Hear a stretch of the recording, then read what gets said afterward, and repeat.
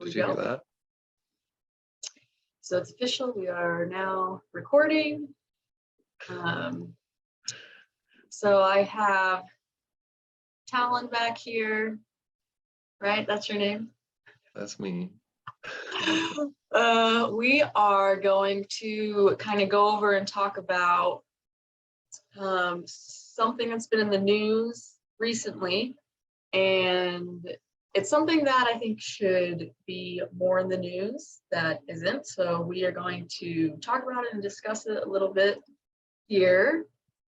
And it is the sexual abuse claims coming out of Arizona with the bishops not reporting child sexual abuse cases. So trigger warning for anyone who that might be a little too much for them. It can be too much. I mean, I already read through the story and it's a lot. It's uncomfortable, but I think it's very important to talk about. So we're going to. This is not just happening in Arizona either. Is the sad part, and the one from Arizona was in the Associated Press, and it kind of got really mainstream. So that's kind of the starting point. But it's a pretty deep well of history, really. Yeah, and I can only imagine how many more cases there are like this that we will never know about. It would be, I bet it would blow people's minds how many of these cases there are. Well, one that struck close to home was one that was in Martinsville, West Virginia in 2012, which I was not in the mission in 2012, but that would have been in the mission a year before I got there, which means our mission president, our first one, would have been there, which I don't know how those things correspond or whatever, but Right. It's interesting to think about. Yeah. And I've had a lot of people like over the years just kind of talk to me about leaving the church in general. And it's crazy how often this stuff pops up and people you'd never think. Mm-hmm. Which one's this one? Okay, so I'm pretty sure this is the one from Arizona. Do you like how much they're advertising for Trump on here? I love it. Gotta love it. They're pushing it hard. You're in Utah. You are in Utah. Okay, so this is from, I can get this to pull up. Independent.co.uk up there. I don't know exactly what that is from. It's about the Associated Press article. It says 12,000 pages of sealed records from a child sex abuse lawsuit against the Mormon Church. That's a lot. That's a lot.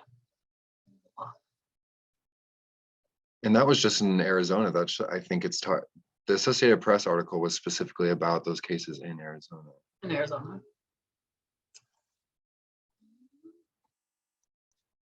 Okay, so I'll just start reading this if you want to jump in whenever. Oh. When an Arizona bishop in the Church of Jesus Christ of Latter-day Saints, widely known as the Mormon Church, learned that a member of his ward was sexually assaulting his 5-year-old daughter, he followed church policy and called the Mormon Abuse Helpline.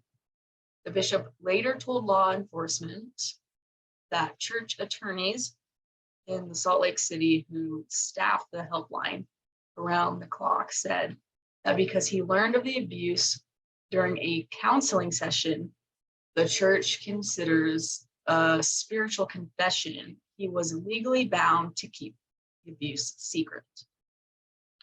There's a lot. There's a lot there because that kind of roots back to why people are even counseling with bishops to begin with.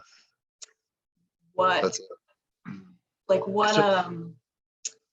the word? Not authority. What like education do they have to be giving that kind of counsel in the first place? There's none.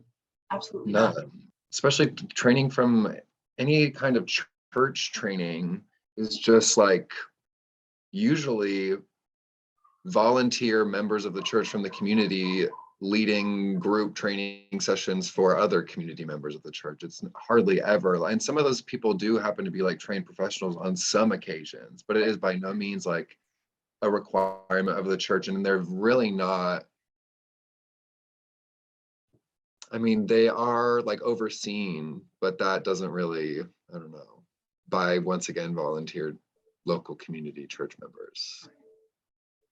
And I hate that it's the church policy that the first thing they do is call a Mormon abuse helpline. And I mean, I would think it would be the police. Maybe let's call the police first. Because to put something like sexual abuse under a category like, what does it say? Spiritual confession. Especially when in this case, I don't think it says it in this article. I'm pretty sure in the Associated Press article, it talks about how this 5-year-old child's abuser was her father. And the girl went to the bishop, told them, well, I actually think that the Associated Press also says that the dad in a counseling session with the bishop revealed that he was doing it to his daughter. And then when the bishop called this hotline that they listed, it just kind of like cycled back through. The counsel was not, it was, here's a lawyer, don't call the police. And then eventually it was just supposed to be handled kind of like in-house, if you will. I hope I'm looking at you. My camera's here, but your face is over here. I know, mine's in the worst spot too, and I'm looking at you too. It's fine. Don't worry about it. Don't worry about it. All right, so I'm going to go keep reading here. Paul Douglas Adams, a U.S. Border Patrol employee living with his wife and 6 children in Bisbee, Arizona, continued abusing his daughter for as many as 7 more years and went on to abuse a second daughter. He finally stopped in 2017 with no help from the church, only because he was arrested. Insane. Like, they could have prevented so much trauma for those 2 children and probably other children. Like, he probably abused more than just those 2, you know, like. Totally.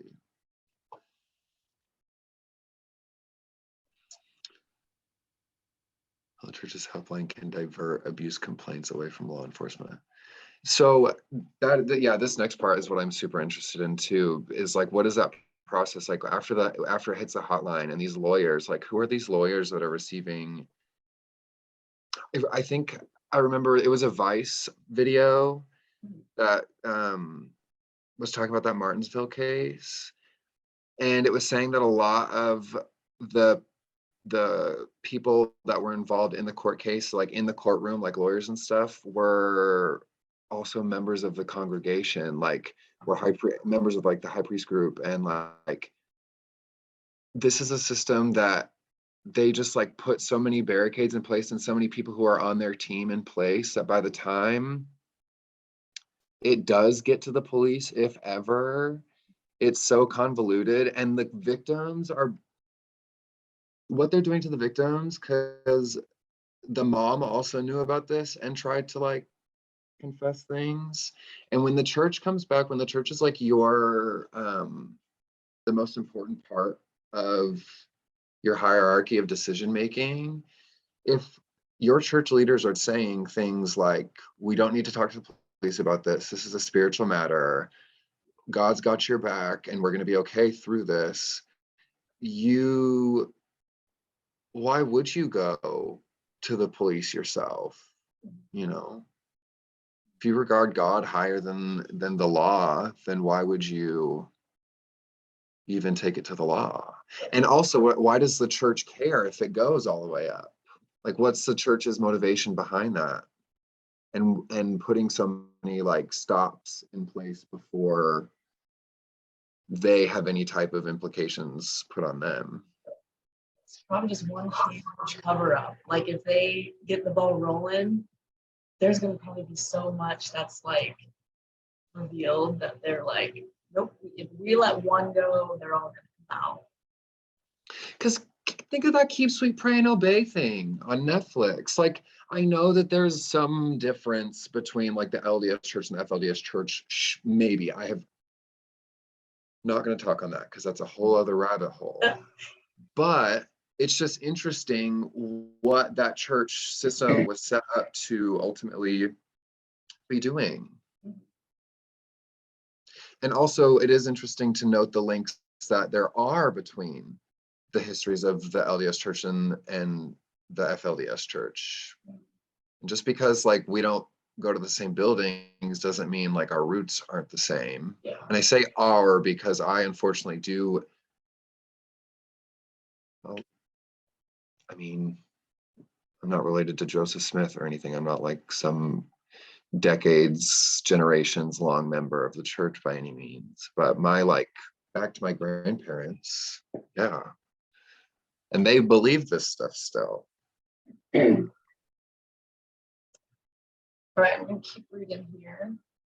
The 7 years of secrecy in the Adams case began when church attorneys in Salt Lake City advised Bishop John Herod, the later bishop reported Kim Maisie, they were exempt from reporting requirements under the state's child abuse reporting law because of the law's so-called clergy penitent privilege, which I've never heard what that is, what that's about, but this is Clergy penitent privilege. yeah. So I mean, it sounds a lot like if you go to therapy and you confess something that the therapist like doesn't have to report it if it's like not hurting someone. Have you heard that before? I don't know what that's called. No, that's very interesting. And what are the, I guess, what would the requirements be for blue screen? Well, I guess what would the requirements be for something to become harmful to someone? And like, when does it, like, what are the lines drawn in the sand and when does it begin to cross over into, okay, we can get involved? Because at this point, this guy for like almost a decade is raping his own, sorry, that's a really aggressive word, is assaulting his children. Like these are these kids' parents. The mom already knows there is no way out. That seems pretty dire. Yeah. When a man is literally telling you, I can't control myself.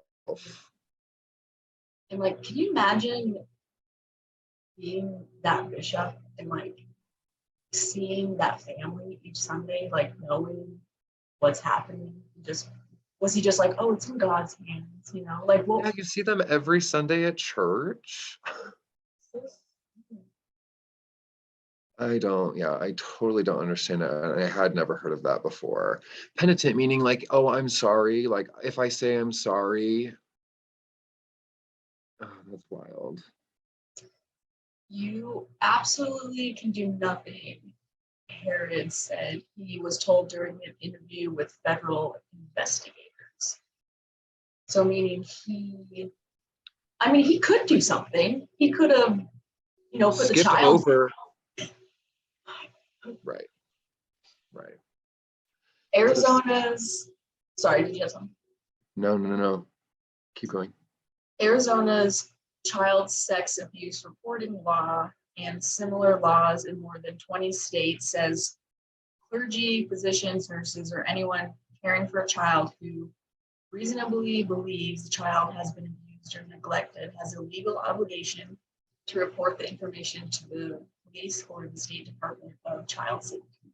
But it also says that clergy who receive information about child neglect or sexual abuse during spiritual confessions may withhold that information from the authorities if the clergy determine it is reasonable and necessary under church doctrine.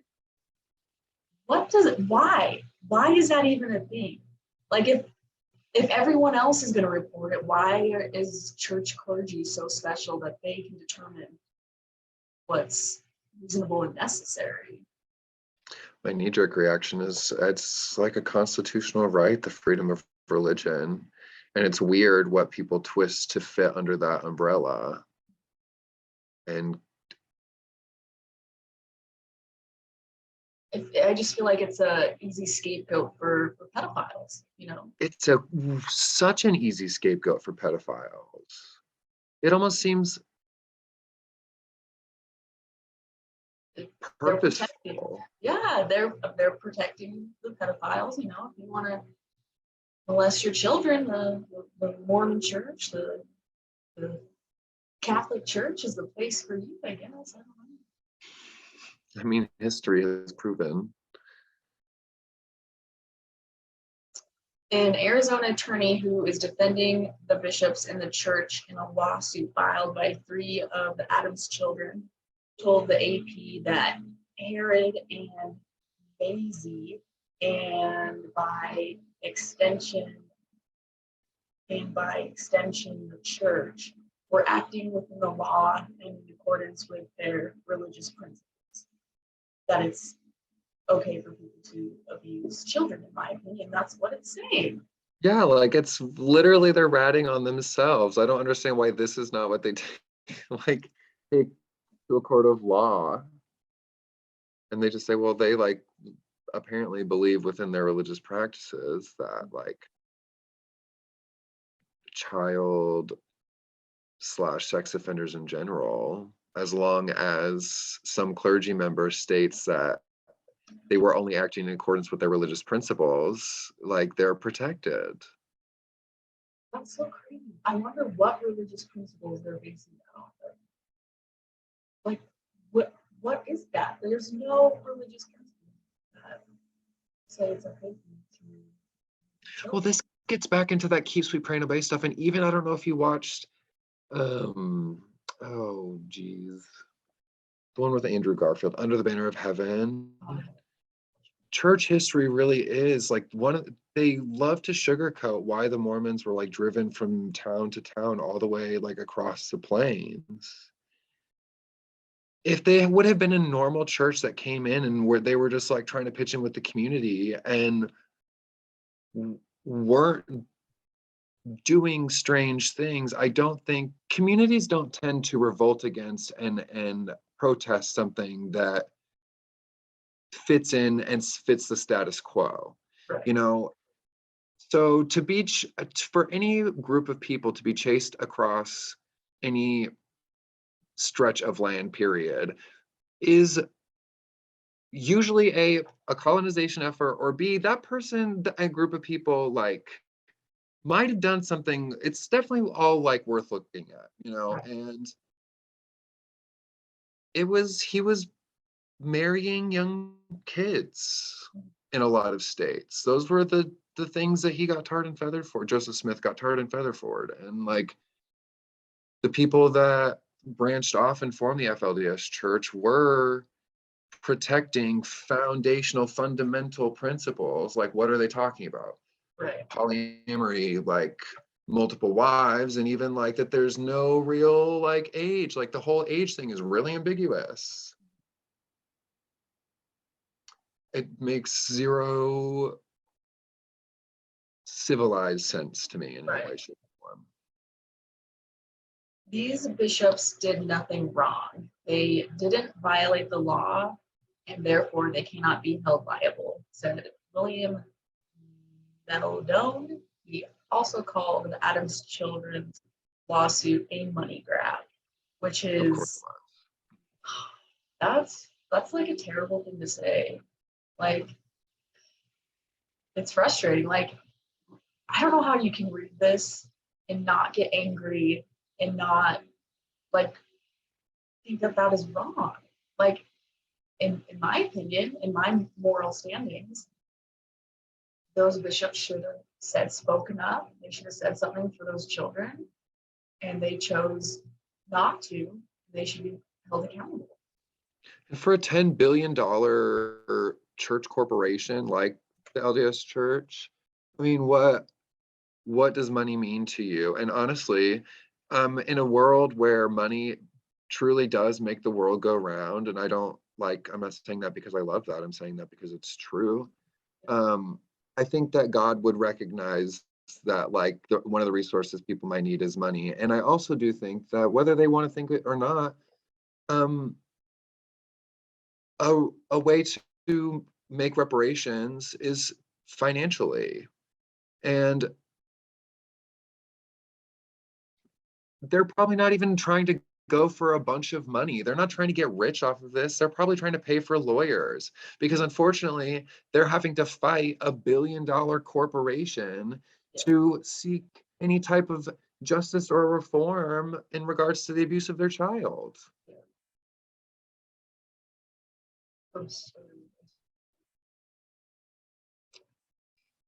Okay, so the helpline. The Associated Press obtained nearly 12,000 pages of sealed records from an unrelated This is what I was child talking about. abuse lawsuit against the Mormon Church in West Virginia, which show that the helpline is part of a system that can easily be misused by church leaders to divert abuse accusations against church members away from law enforcement instead to church attorneys who may bury the problem, leaving victims in harm's way. It was established in 1995 when legal claims of sex abuse against churches were on the rise.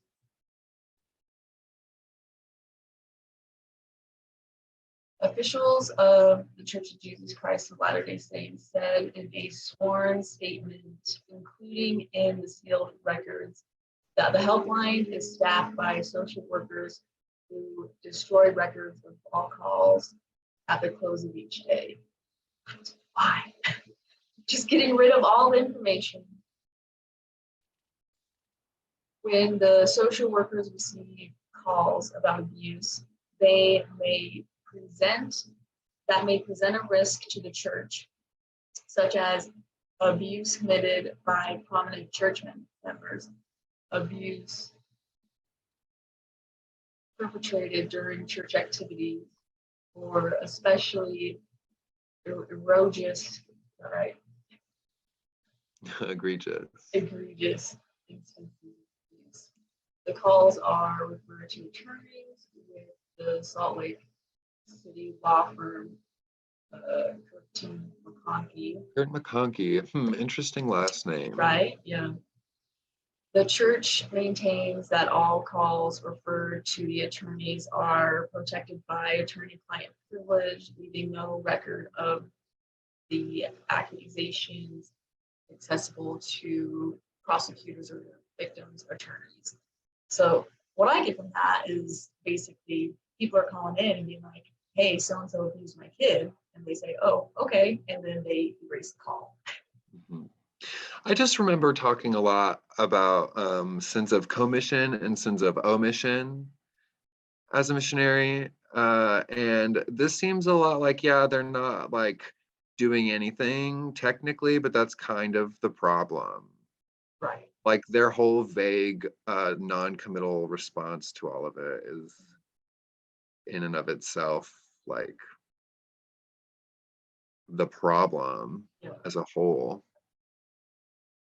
The lawsuit filed by the Adams children alleges the Mormon Church implements the helpline not for the protection and spiritual counseling of sexual abuse victims, but for church attorneys to snuff out complaints and protect the Mormon Church from potentially costly lawsuits. Once again, they care about the money. The survivors, Miranda and Matthew Whitworth adopted the Adams' younger daughter when she was just 2 years old. Miranda said when they met, the toddler wrapped her arms and legs around her head, buried her face in her neck, and refused to look up to say goodbye to her mother's family. It was the craziest thing, Miranda said. It was like when you see a baby monkey and a baby gorilla cling to their mother and they just won't let go. The couple said they joined the lawsuit to push the church to change its policy so that any instance of child sexual abuse is immediately reported to civil authorities. We just don't understand why they are paying all these lawyers to fight this. Matthew said, just change the policy. Yeah, it's period. Protect the children, man. Yeah. Nancy, a special needs teacher in public schools, adopted the older Adams' daughter, MJ, after providing her with foster care when she was 12 years old. Today, MJ is a bubbly 16-year-old who plays in her high school band and proudly does a dons a crisp new uniform for a job at a fast food restaurant. She had every excuse to fail and to just fold to herself and run away. Semi said, but instead she came back stronger than I have ever. That's right. The stigma behind this has to be like a life-altering like thing that's going to hang over you forever. It will not be. And the more people who speak out about it, the stronger I think the stronger the force of good will be in changing it. Because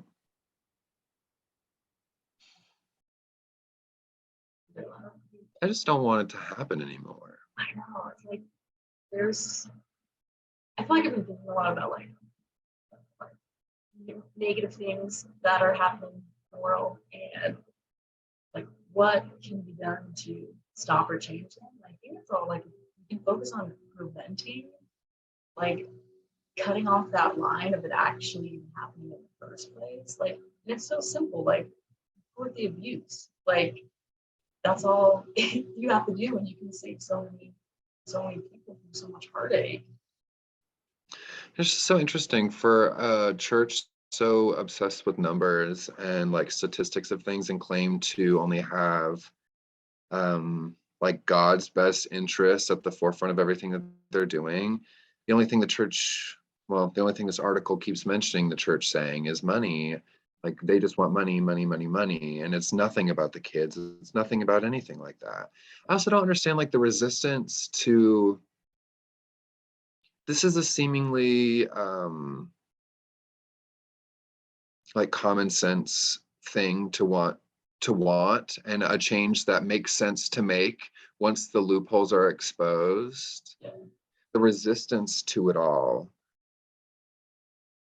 I don't know.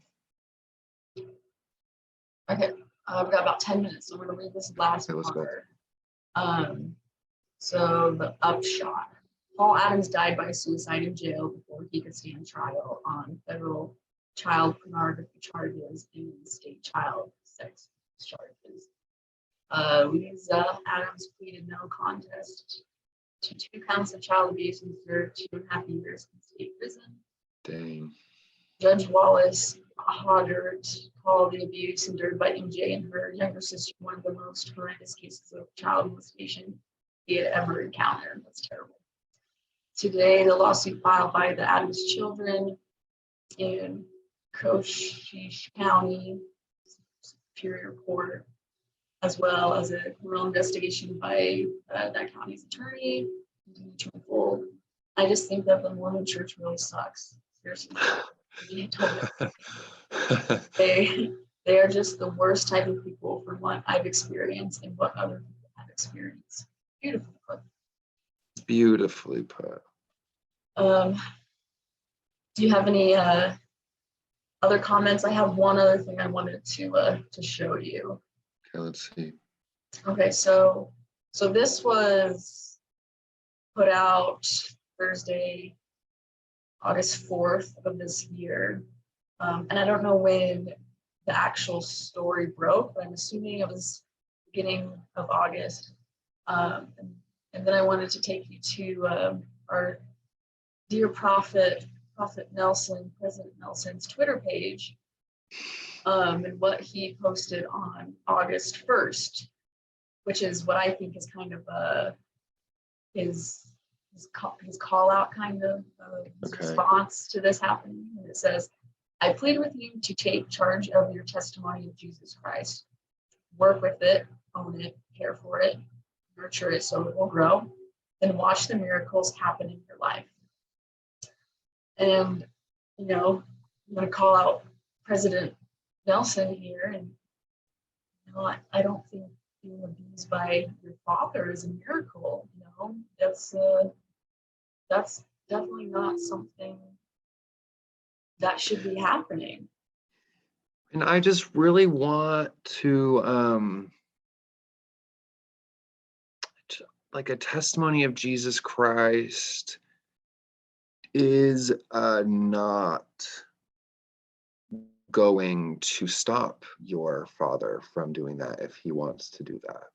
Yeah. And the call for people to work on their own, take care of their own, and like own their own. Once again, just remitting all responsibility from really himself as the prophet. Honestly, I I'm no prophet. I don't trust anybody who says that they are, but also would be looking for somebody who claims to be a prophet to be a lot more empathetic Yes. and take a lot more action than this statement appears to. Yeah. Or maybe like an apology. That would be great, I think. God forbid. Yeah, that's hefty. I have never trusted him. But look at him here. He's an old man. He is an old, wrinkly man. I just hate that like this story breaks and his first thought is, oh, we got to get our members to cling more to the church. Cling to the church. The church does no wrong. Don't Jesus let go of your Christ does no testimony. wrong. Very frustrating. One scripture always pops into my head. I don't know the reference, and I think it's in the Book of Mormon, so I'm not going to go try and figure it Okay, out. I have one too. I'm going to see if it's the same one. Okay, the whole God's not going to let somebody like speak for him if it's evil. That he's going to. I'm botching the reference, but basically, it's like anybody who tries down or whatever. It's pretty intense. Oh, say it. You cut out. Say it again. It was just I can't remember if it's Old Testament or Book of Mormon. It's all jumbled in my brain now, but it's along the lines of like if somebody tries to speak or act for God and evil and they're bad, God will like intervene in that and make sure that it doesn't happen. We can put it in later. I'll find it and text it to you. You just disproved the whole Mormon Church with that reference. By their fruits you shall know them. Everything that Jesus said disproves the Mormon Church. That's the one I was thinking. Is that in the Book of Mormon or is that Bible? I'm pretty sure that's from. Is this not even scripture? No, I think that's the New Testament. I think that one's like Jesus's words. By their fruits ye shall know them. I mean, I think that describes this whole situation, like, and how it's being handled. Like, if you are okay with how this is being handled, you need to like look in the mirror, I feel like, and like figure out where your standards are in life. But we can only hope and keep talking about it so that it can't be silenced anymore, Yeah. And I'm okay advocating against the dang thing, that whole organization, because I advocated for it for so long and I perpetuated a lot of hurt in my own and other people's lives that I really love and care about. And I don't like that at all. All right. Well, thank you for doing this again with me. Maybe if another story breaks, we can go over another one someday. We'll see what happens. Whatever gets me talking to you, I'm so down. At the very least, I'm going to trash talk it about you on, or trash talk about it with you on Instagram. Yeah. Not there. Here we go. Okay, I'm going to end this and I will talk to you later. Bye.